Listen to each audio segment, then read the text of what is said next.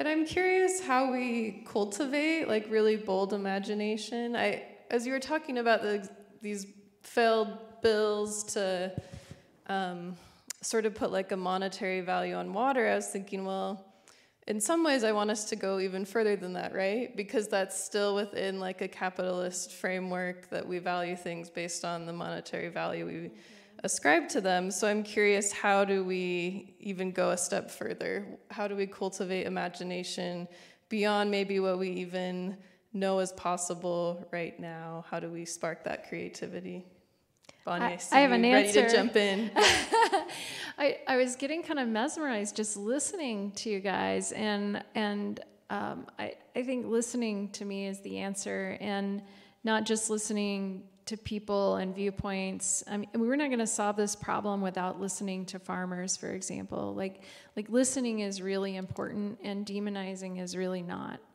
And so I think my friend Nan Seymour is in the audience, and so I'll give a shout out to her because she has taught me to listen to the lake, to a voice of the lake. Also Forrest, also Darren Perry. People that point me to the water and tell me to listen has just reframed everything for me. Now, how do you turn that into policy? Then the practical side of myself gets started. But I think if everybody would listen to people and to the lake and to the system, to the resources, to the non-human animals, listen to the brine shrimp. I think it'd be great. Listening. Yeah. Thanks, Bonnie. Anyone else have thoughts on how we cultivate bold imagination?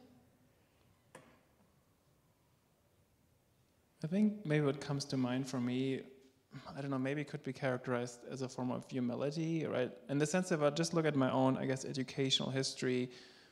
I think it's been both just studying what human societies have there been, right? What human, non-human relationships have there been, what human societies are there right now, that I think a lot of stuff that either I believed was not possible or I was told was impossible over and over again already exists in some shape or form. And I think it's kind of important to also, I think this is a form of listening too, right? That we really, in a sense, going back also what Forrest, you said, right, have faith in each of us as individuals, but also have faith in just what we can do and what we can be and see where it already exists. And then where it doesn't exist, maybe we'll just try it out, right? I mean, I think this is not quite right about the environment, but people thought that universal basic income was also something that was absolutely fantastical, and maybe it still is, and it's not without its flaws, but there are now like trial runs in various countries where people just try it out. And if people say, well, that's just not possible, you can point at this and say, well, no, people actually didn't just completely lose it and just were in bed for 3 years. They still did stuff. They were just less stressed and they're living longer. And so I think we can do these things for ecological imagination as well. We just see what are people already doing, what have people been doing, and that's possible, right? I mean, different cultures do exist right now that are not just looking at how can we extract things as fast as possible and turn them into lawn flamingos or something like that. And can I just mention that the human species has been around for about 300,000 years, and our brains are not different. We're still the same. So it's not that people that lived 200,000 years ago had different brains or had different capabilities. It's just that technology builds on itself over time, whether that's diverting water or whether that's developing an iPhone, that builds over time in a society. So I think it's really important to also remember that about cultures, that my PhD is in genetics, so I think about how leveling that is, that our genes are behaving the same way, and we have slight differences, which makes us slightly different, and me a little quirky. But I think it's really important to remember the cultures we're talking about that have existed over time and currently in different places, all are using the same brain power. Well, speaking of brain power, I want to build on to the power of listening and imagination, and just bring in the power of rest. Like for me personally, some of my greatest ideas come when I'm sitting on the chairlift, or when I'm like taking a walk up Mill Creek, always on my skis. That has a lot to do with it. But more than anything, it's the fact that it's like I'm not at my desk, I'm not at work, and my brain literally has breathing room to be creative and to imagine and just come up with random wacky ideas, some of them that turned into a podcast or a rally or something. So I just, there's the incredible power of stepping away from work and resting, whatever that looks like for you, just to allow you to be creative in the first place.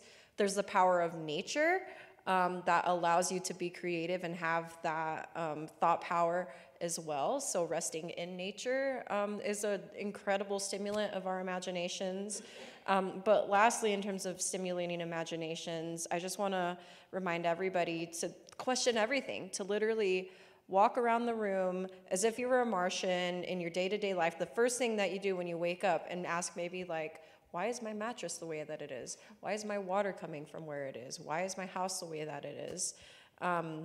Because the fact is the way that our systems were set up, taking the house, for example, or even the neighborhood, somebody else imagined it to be that way. Somebody imagined the maximum way that they were going to benefit from the parceling out and disposal of private property, and then the kind of structures that were going to be built on it, and the infrastructures to allow people to live into it to benefit themselves. But that came from their imagination, and we were made to think that it's just the way that it is, and that's how it's always been, and that's how it's always going to be. And every new moment, every ticking second is an opportunity to say and ask, how else could it be? How else could it really differently be? And so I think a really key point of intervention in radical imagination is just to be radical, even if you don't say anything about it, even if you don't talk to anybody about it. Like, ask these what if questions, because you never know where they can take you. I'm a very big believer in the power of like the things that you imagine, and then the things that you imagine that you especially want the most, like that's your power. That's why you were put onto this world. And so question everything is where I'd leave it for radical imaginations. I want to say that the dominant world operates mainly out of the intellect. They've done a pretty good job. Technology, there's some bad technology too, but anyway, I appreciate the quality of life I have, so I'm not down on technology completely. But you see, the Indian world operates more out of the heart. Okay? So I used to ask the question, how come we have ceremonies? And it was explained to me, well, most of our ceremonies connect us with the earth. So now,